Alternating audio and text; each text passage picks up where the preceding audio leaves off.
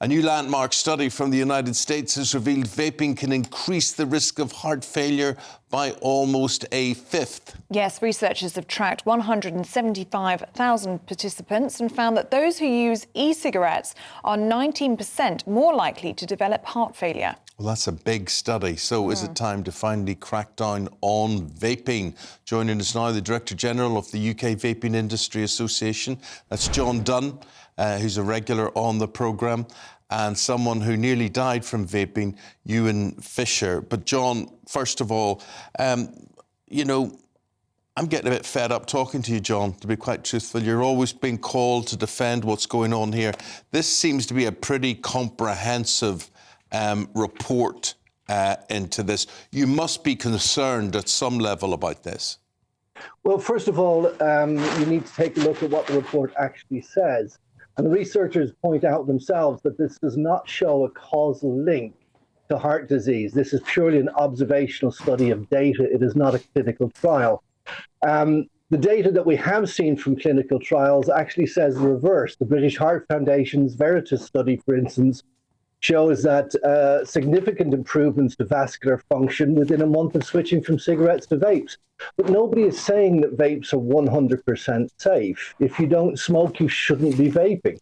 But what we do know is that if you smoke, you're more than likely going to die from doing that. So moving to vaping is far less harmful for your health, but it's not 100% risk-free. Nothing in this world that we do is 100% risk-free. Well, Ewan, you heard that. John saying that it's a lot safer than smoking, but you say you almost died from vaping. Yeah, so I had a very bad, obviously, reaction to vaping that nearly ended my life. I'm so lucky to be here. So now I'm trying to spread the awareness and try and stop people, especially young people, vaping, because there's not really much need to do it, obviously, unless you're smoking beforehand and switching over. As John just said, people are getting, obviously, many health problems from smoking, which we all know about because it's been around for many years now, and a lot of tests have came forward and shown that. But who's to say that down the line, vaping isn't going to have the exact same effects as what smoking does nowadays? You started vaping at underage, didn't you? Did you find that it was quite easy to get hold of a vape? Yeah, 100%. It was so simple. And I think it's like that all around the country. Like I was in my school uniform when I went into the shop one time by myself in my school uniform, and I've also been in my uniform when I could ask people to go into the shop for me, and no one batted an eyelid. Mm-hmm. John, from your point of view, how are sales going? I mean, how would you look at the overall business of vaping, and tell us how popular it is? Is it growing in popularity? Has it leveled out? Is it declining? No, absolutely. Vaping continues to be extremely popular in this country. In fact, it's now the most successful way that adults quit smoking. It's twice as effective as all of the other methods of smoking cessation products that are out there. But as Ewan said, there is a problem with young people getting these products, but they are illegal for young people to buy. Anybody under the age of 18 should not be getting access to these products.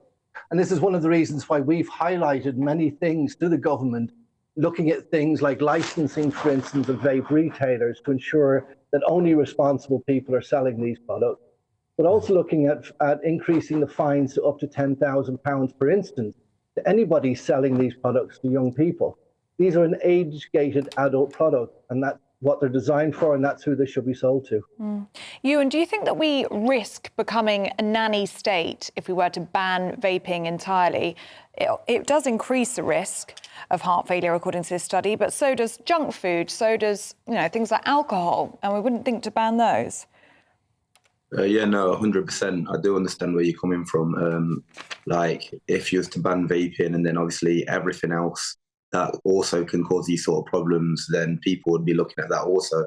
So we can't get rid of everything that causes significant health problems, because we'd be forever banning everything. There'd be nothing left for any of us to do. But obviously with what I've been through and like the people around me that I care for, I am happy that the age limits obviously are 18 for vaping and not 16, and also that like shopkeepers and whoever selling vape liquids would get a significant fine, and like the problems caused, obviously, from the shopkeepers selling to underage people is causing a significant effect on young ones. So I hope that the stuff that is being done to obviously stop this keeps getting stricter and stricter.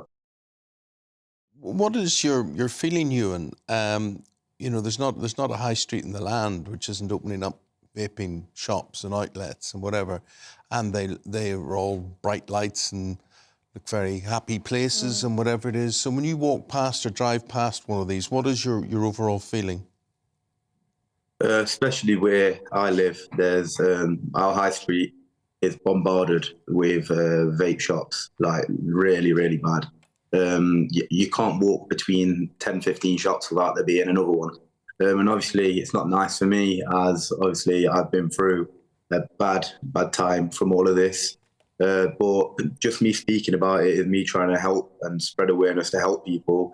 And that's the most I can do. I can't take on the world, you know what I mean? Because there's that many vape shops nowadays.